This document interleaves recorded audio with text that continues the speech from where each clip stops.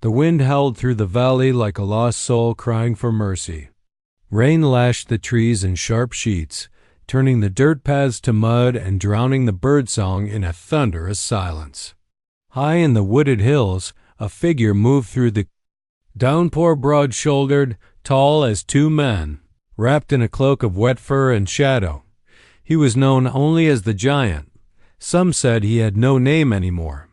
Others whispered he'd once been a warrior who watched his whole family burned alive and swore never to speak again. He hadn't set foot in town for nearly a decade. Those who glimpsed him fled or crossed themselves. A monster, they called him, a savage. A ghost. He was none of those things. He had just finished chopping firewood and was about to retreat inside his small log cabin when he heard it. Scream. Faint, distant, carried by the wind. The Giant froze, every muscle tense. The scream came again, sharp, female, then cut off.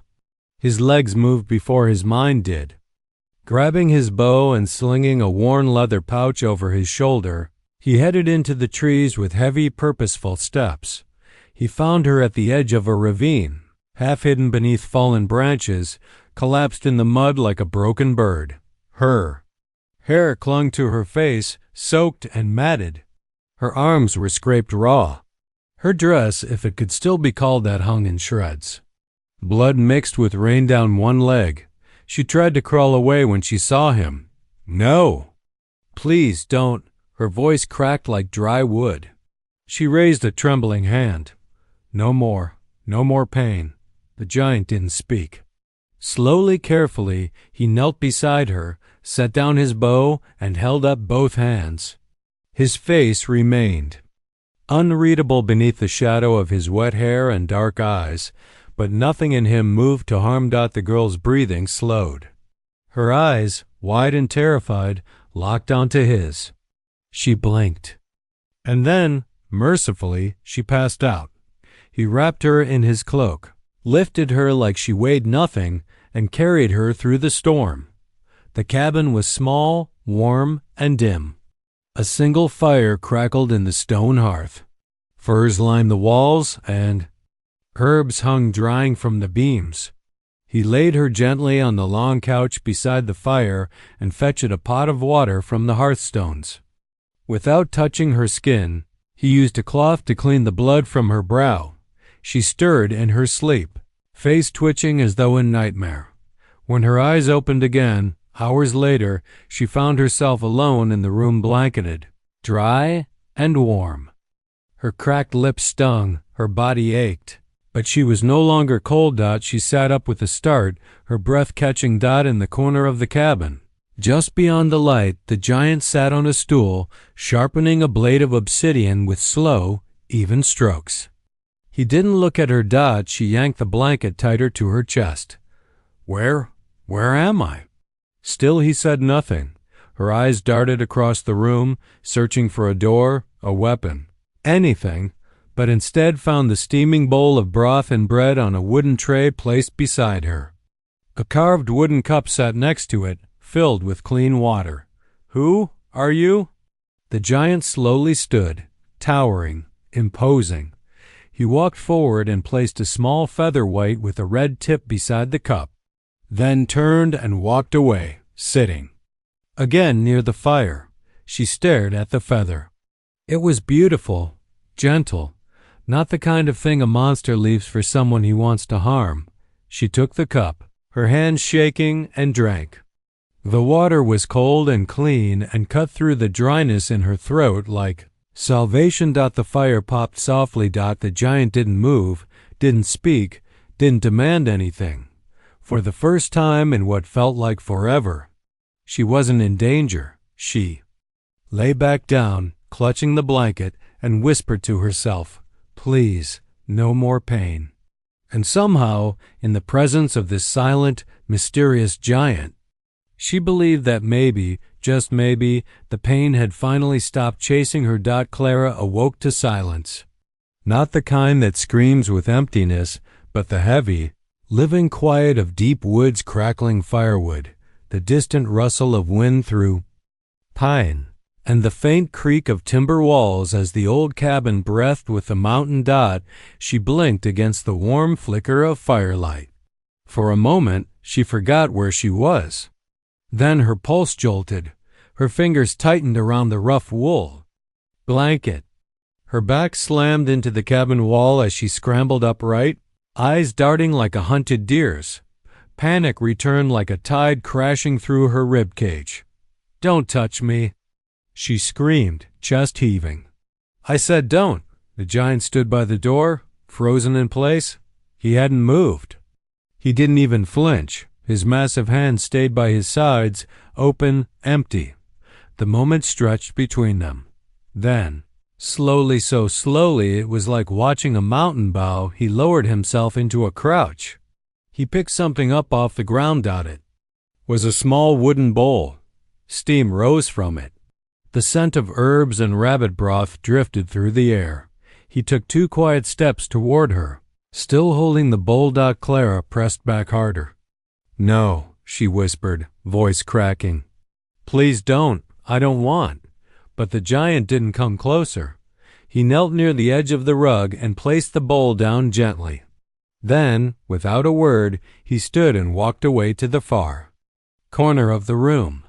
There, he picked up a pile of firewood and carried it out into the dark. She listened to the door close softly behind him. Tears stung her eyes. She didn't know why. The scent of the broth made her stomach twist with hunger. Her body ached. She lowered her head and wept into her hands. Minutes passed. Then quiet footsteps returned. He came back in, shaking off the rain, and placed more wood beside the hearth. She shrank back, but this time she didn't cry out. He didn't look at her. He never tried to touch her. Instead, he stirred the fire, added a log, and sat cross-legged near the flame, head bowed as though in meditation. It was the first time she really looked at him. He was massive, yes, but not ugly. His hair was long, black and damp from the rain. Tribal jewelry, old, weathered bone and copper hung around his neck. His shoulders rippled with muscle, but his posture was not threatening. It was calm, solid, like a tree that had seen many winters. Clara's fingers trembled as she reached for the bowl. She sipped the broth. It was hot, thick, and earthy, healing in a way no medicine had ever been. He didn't move. Didn't stare. She watched him. "You're not going to hurt me?" she asked, voice hoarse. The giant slowly turned his head. There. Eyes met. He shook his head once. Tears welled again.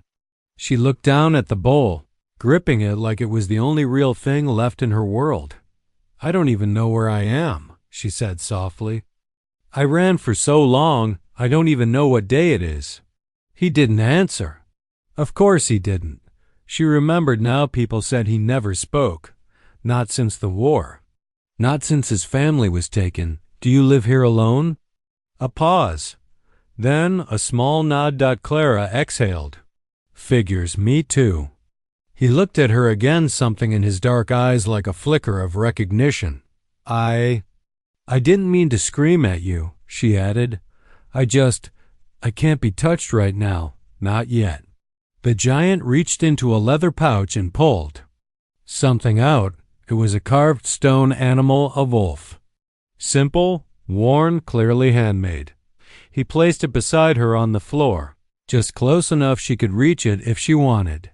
Then, without a word, he stood and moved back to the hearth. Clara stared at the carving, then at him, then down at her arm, scarred, bruised, trembling. She whispered again to no one in particular, her voice barely a breath. "Please, no more pain." And in the stillness, the warmth, and the presence of a man who asked nothing from her, the nightmare felt just a little farther away. The third day in the cabin dawned quiet and golden. Sunlight streamed through the window slats, striping the wooden floor like gentle fingers. Clara stirred beneath the thick wool blanket, blinking at the soft warmth she hadn't felt in weeks, maybe months. There was no screaming, no doors slamming, no boots stomping toward her, only the sound of birds and the steady rhythm of an axe striking wood outside. Clara rose slowly, her body sore but steadier now. Her bare feet touched the fur rug, and she wrapped the blanket tighter around herself. Padding toward the door, through the crooked window, she saw him. The giant stood bare-chested, splitting logs with a single swing of his axe. His muscles flexed like coiled ropes beneath skin etched with old scars. Some were thin and white, others jagged and deep like a history carved into flesh. He moved with deliberate silence, placing each log carefully in a pile by the shed, Clara's. Breath caught in her throat. It was the first time she really saw him as more than a shadow or protector. He was human. And haunted. Later that morning he left again, disappearing into the woods with a bow slung across his back. When he returned at dusk, Clara had cleaned the cabin. She swept the floor with a pine broom, folded the blankets, and washed the dishes. With melted snow water, it wasn't much. But it was something. He paused in the doorway when he saw it, his dark eyes flicking to the clean hearth. Then to her, "I thought it was time I helped," she said. He nodded once, placing a rabbit on the table. She flinched at the sight of the blood, but he said nothing, just started skinning it with the quiet efficiency of a man who'd done it 1,000 times. Clara sat across from him, trying not to stare. Still, her eyes kept drifting to the long scar that ran from his shoulder down his chest. "You don't talk, do you?" she asked gently. He shook his head. "Did someone take your voice?" He paused, then lifted one shoulder, half a shrug, half a wound too old to explain. "Or maybe you just gave it up," she murmured. He looked up, and for a second, she saw it again, recognition. Pain. A language deeper than words. She hesitated. Then said, "My name's Clara." His gaze didn't break, but his hand moved. With the tip of his hunting knife, he etched something slowly into the tabletop. The letters were rough, but clear. Colon SAMU. Double quote SAMU. She said. He tapped the word once with his finger, then nodded. "Your name?" Another nod. "SAMU."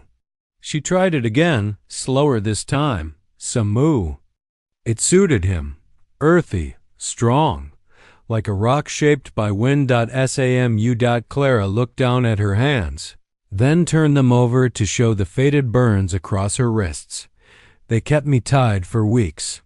I tried to chew through the rope once," she said. "Didn't work." Samu's jaw tightened. "I used to believe God watched everything. But the longer I stayed there, the more I thought maybe he just looked away." She expected no answer. But Samu rose silently, disappearing into the back room. When he returned, he held something wrapped in cloth. He unwrapped it carefully on the table, revealing a set of old eagle feathers, bone beads, and a worn leather band. Clara stared at them. "What is that?" He placed the band gently in her hands. The feathers felt like silk against her skin. Tapped his chest, over his heart. Then tapped hers. Clara understood. "You lost someone too?" Samu sat beside her, and for a long time, neither of them spoke. The fire crackled. The mountain air turned blue with twilight, and for the first time since she'd run, Clara didn't feel like a ghost in her own skin. She wasn't healed. Not yet. But something had shifted. The giant had a name, and she wasn't alone anymore. The town of Red Hollow sat flat and dusty under the blazing sun, just a half-day ride from the giant's cabin. It wasn't much, just a saloon, a trading post, a blacksmith, and a sheriff who spent more time napping than writing laws. But on this particular morning, everything felt different. Trouble had arrived. 3 men rode into town like they owned the land. Dust clung to their boots. Guns hung low on their hips. The tallest wore a long brown duster and a black hat pulled low over his brow. The townsfolk didn't ask questions. They just watched from porches and behind curtains as the men dismounted. In front of the saloon. Inside, the piano player stopped mid-note. The bartender didn't speak as the man in the black hat laid a folded piece of paper on the counter. Wanted poster. I'm looking for someone, the man drawled. His voice was cold steel. A girl. Slipped out of my camp about a week back. Real pretty, soft-spoken. Name's Clara. The bartender glanced down at the poster. The sketch wasn't perfect, but it was close enough. The reward? $500. She dangerous? He asked quietly. The man leaned forward. Only if you count disobedience. She ran off after a misunderstanding, and now I aim to bring her back. Behind him, one of the other men chuckled. She'd be sorry she wandered. A few stools down, a rancher coughed. Ain't seen. No girl like that. And if you're hunting a runaway, maybe the girl had a reason. The man in the black hat turned. His eyes were dead, cruel. You know what happens to people who lie to me? The rancher didn't answer, but the message was clear. The sheriff, who had finally wandered out of his office chewing tobacco, strolled toward the saloon as the tension crackled. You boys just passing through? He asked, voice casual. We're looking for the girl, the leader said flatly. And folks in this town best not hide her, the sheriff shrugged. We don't take kindly to bounty hunters causing fear, no matter what the paper says. We're not bounty hunters, the man said, stepping close. She belongs to me. That word belongs hung in the air like a curse. Back in the cabin, high in the hills, Clara stood by the window, staring at the forest below. A strange unease filled her chest.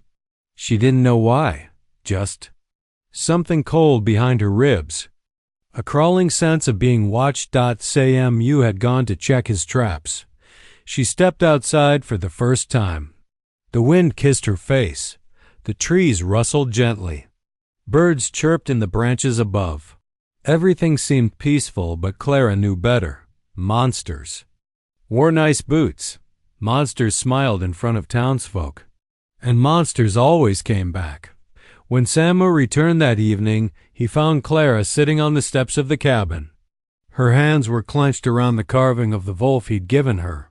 They're coming, she said quietly. I know they are. He looked at her, saying nothing. There's a man, she whispered. The one who did things. To me. He won't stop. He doesn't let go. Samu's eyes darkened. He entered the cabin and returned with a leather pouch. Inside were feathers, painted stones, and something wrapped in deerskin. He unwrapped it carefully. A blade hand-forged, etched with tribal markings and worn from age rested in his palm. Clara stepped back. What is that? He didn't answer. Instead, he walked to the edge of the porch and drove the blade into a wooden post. Then he placed a small eagle feather beneath it. A promise. Clara understood. You're not running, she said. He shook his head. Clara's lip trembled. Then, neither am I. The next morning, word reached Samu through a trapper who passed near the hills. Men were in town, armed, asking questions. And one of them had mentioned a savage in the mountains. Samu stood still for a long time. Then, for the first time since Clara had met him, he took down the war beads hanging above the hearth. Clara watched in silence. The giant was done hiding, and he would not let the devil take her back. The sun had barely crested the ridge when the dogs began to bark. Clara froze where she stood kneeling by the fire, herbs in her hand, grinding them the way Samu had taught her. The sound of the barking was distant, but growing. Then came the hooves. Thunder over the valley. She scrambled to the window. 3 men on horseback. Dark shapes weaving between the trees, heading straight for the cabin. Her blood went cold. They found us? Samu was already outside. No war paint. No screaming. Just a quiet strength in the way he stood on the porch, watching the dust rise between the pines. Clara darted to the door. Samu, don't go near them. One of them, he turned to her, calm as still water, and gently raised a hand. Stay back. Clara gripped the wooden doorframe, trembling. the riders emerged from the brush. 1DSMOUNTED. Was him, the man in the long brown duster. The man from the camp. From her nightmares. Clara, he said smoothly, removing his hat. His voice was honey over poison. Been looking for you. Missed you something fierce. Clara stepped behind the door, eyes wide. Her breath caught in her throat. Her abuser was right there smiling like nothing had ever happened. The man looked Samu over with thinly veiled disgust. So, this where you been hidin'? With a mutt from the mountains? Samu said nothing. He didn't even blink. Don't suppose you speak English, the man continued, spitting into the dirt. You the one they call the giant? Or just some dumb redskin who got lucky and found something soft and scared to keep warm at night? Still, Samu was silent. The man stepped closer. You think you can keep her? He snarled. She's mine. She ran off. She's confused. Needs a firm hand, not your pity. From behind the door, Clara shouted, I'm not yours. The man's eyes narrowed. You shut your mouth. Samu moved fast, too fast for anyone to stop him. In a blink, he was at the man's side, grabbing his wrist just as the revolver cleared its holster. He twisted it hard, the sickening pop of bone dislocating echoed through the trees. The gun hit the dirt. The man screamed.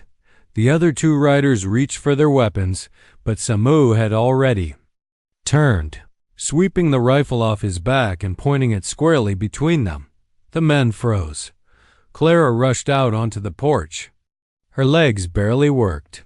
Her body trembled, but her voice came clear. Leave now. You'll regret this, the leader hissed, cradling his broken arm. You think people care about her? She's damaged. She's trash. And he's just a savage. Samu didn't flinch. He lowered the rifle just slightly and then, with sudden force, slammed the stock into the man's temple. The abuser crumpled like a sack of meat. The others panicked, dismounting and hauling him up. We'll come back, one of them shouted. This ain't over. Clara stood tall beside Samu. You better bring more than 3 next time, she said. The horses galloped off. For a moment, all was still. Samu stood breathing deeply, staring at the trees. Clara looked up at him, heart pounding. You didn't kill him, he shook his head. You could have. Another shake. Tears sprang to her eyes. Why didn't you? He turned to her, gently reached out, and placed his hand over his own heart, then pointed to hers. Not because of them, because of her, because he wasn't like the devil who'd hurt her. He was something else entirely. Clara burst into tears, not from fear, but from release. She collapsed against his chest. He caught her, strong and still, and held her while she sobbed into the leather of his shirt. I thought they'd never stop coming.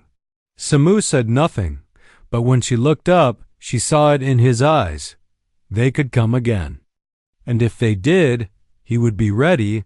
This was no longer just a rescue. This was a war. And the devil had made a grave mistake. The wind smelled wrong. As Amu stood at the edge of the ridge, eyes narrowing. His nostrils flared, smoke, but not from the hearth, not pine, not campfire, oil, kerosene, rage. He turned back to the cabin.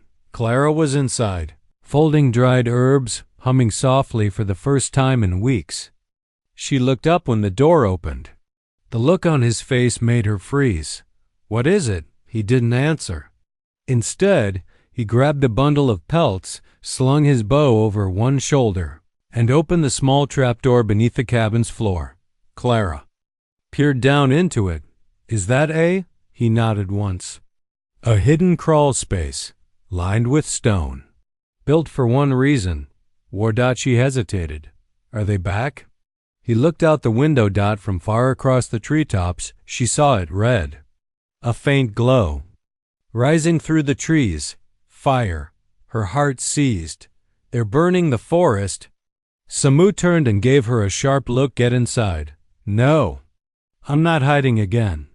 But he was already wrapping the pelt around her shoulders, shoving a small pouch into her hands. Dried meat, a water skin, carved tokens. Her Volf figurine. Samu, please. He finally looked at her, and for a moment the mask cracked. His eyes weren't just serious, they were afraid. Not for himself, for her. She stopped arguing. He helped her into the crawl space. She curled into the dark earth. Before closing the trapdoor, he handed her one last thing, a worn feather from his war headdress. She clutched it like a prayer, then he vanished above. The fire moved fast. The devils, 4 of them, now rode with torches, hurling flames into the brush.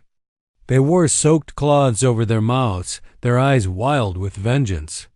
The leader's broken arm was splinted tight, rage burning hotter than the blaze he'd lit. Smoke him out. He shouted. He thinks he's clever? Let's see how clever he is when his whole mountain's ash. The forest screamed. Trees crackled and moaned, sparks leaping from branch to branch like demons. Animals fled. Birds tore through the sky. The smoke choked everything, but the giant didn't run. He waited. They came through the trees' flames behind them, rifles drawn, shouting into the night. Then he struck, from the trees above. Samu dropped like thunder, crashing into one of the riders and slamming him into the ground. The man never got up. The second turned too slow. Samu knocked the gun from his hand and drove a carved spear into his side. The third fled, and then it was just Samu and him. The man who had broken Clara, burned the trees, called himself her master. They stood facing each other in the glowing forest. The flames made monsters of them, both shadows dancing across their faces, muscles taut, breath heaving. You think you can keep her? The man snarled. She's mine? You hear me? You don't get to take what ain't yours. Samu didn't speak. Instead, he reached behind him and pulled out the war axe his father's, passed down through blood and fire. The man pulled a knife and lunged. They collided with fury. Metal met bone. Fists cracked against ribs. Samu's blood mixed with ash. The man slashed across his chest, but Samu roared and struck back harder, faster, until the other man was on his knees, coughing blood, eyes wild with disbelief. You're just a savage, he spat. You don't win. You never win. Samu raised the axe. Clara's voice echoed in his memory. Don't become what he is. He hesitated, and then, with a grunt, he dropped the axe. Instead, he reached down, grabbed the man by the collar, and dragged him toward the burning trees. The man screamed, No, no. You can't leave me here. You're not like me. You're not. Samu dropped him. The fire took the rest. Hours later, as dawn broke over the smoldering woods, Clara crawled out from under the trapdoor, coughing, eyes stinging. Samu? She staggered outside, then stopped. He stood in the clearing, shirtless, smoke curling around him, blood soaking his side. His hands were burned, his arms cut, but his posture was unbroken. Behind him, the trees still glowed with embers. He turned to her. And she ran straight into his arms. He winced but held her. I thought I lost you, she whispered. He shook his head. Not now, not ever. They had stood against the devil, and the mountain still stood with them. The sun pierced the horizon like a promise, casting amber light across the charred remains of the field. Smoke drifted in ribbons through the air, curling toward the heavens as if trying to carry away the last traces of evil. The devil was gone, obliterated by a force greater than his darkness. And at the center of it all, the giant stood still, trembling. One hand pressed against his ribs where the black fire had pierced him, but his eyes searched only for her. Luma, he whispered, and then he saw her. She was curled in the tall grass just beyond the fire's edge, her dress torn, skin bruised, but alive. Miraculously, she was alive. The giant dropped to his knees, crawling the last few feet to her. His huge hands hovered above her body, unsure, terrified of touching her too soon. "Little one," he breathed, "please wake up." Her eyelids fluttered, and then slowly her eyes opened, tired, dazed, but aware. She looked up at him, lips dry, and whispered, "You stayed." Tears, real and heavy, streaked down the giant's cheeks. "I told you," he said, voice thick with emotion, "I'll never leave you. Not now, not ever." She reached up with one trembling hand and touched his face, his scars, his tears. "You came back for me," she murmured, as if it was still too unreal to believe. "You fought the devil, and I would do it again," he said. "1,000 times just to see you open your eyes." They sat there, surrounded by ash and silence, the weight of what they had survived pressing down and lifting all at once. Her hand slipped into his small and soft, the first gesture of peace she'd ever made that didn't come from fear. "Not afraid anymore," she said, not as a statement, but a revelation. And he smiled through his tears. Days passed. The forest breathed again. The animals returned. The winds no longer whispered threats, and the trees once blackened with fire and hate began to sprout green again. Luma and the giant lived in the cabin once more. But it wasn't just a shelter now. It was home. She had nightmares sometimes. And when she did, he was always there sitting beside her, singing in that deep, gruff voice that made the night feel safe. She'd wake up with her head against his arm, and he'd never ask her to speak of the darkness. He'd just let her know. It had passed. She began to smile again. She picked flowers. She laughed. Once so suddenly it startled a bird off a tree branch, and she clapped in surprise, delighted by her own joy. The villagers from the distant town came quietly, slowly, not with pitchforks this time, but with offerings. Bread, medicine. One old woman brought fabric and cried when Luma hugged her. The giant stood in the background, awkward and unsure. But Luma turned, ran to him, and dragged him forward, introducing him like he was the king of the mountain. And to her, he was. One morning, as dawn spilled through the trees, Luma stood at the edge of the cliff where it had all started, where she'd once tried to end it all. But now she felt no pull. Behind her, the giant stepped softly. "You okay?" he asked, kneeling beside her. She looked up at him, her hair tousled by the wind. "I was dead inside when you found me," she whispered. "I had nothing left." His brows furrowed, but he said nothing, letting her continue. "But you gave me something, not just safety. You gave me a reason." Her voice trembled, but her eyes were clear. "And I think I'm ready to walk forward now, without fear." The giant looked at her, this once broken girl now standing taller, brighter, stronger than ever before. "You're not walking alone," he said. And then, gently, she took his hand. Not because she needed to, but because she wanted to. They stepped toward the path leading home, and behind them, the light rose, golden and full, pushing the shadows far, far away.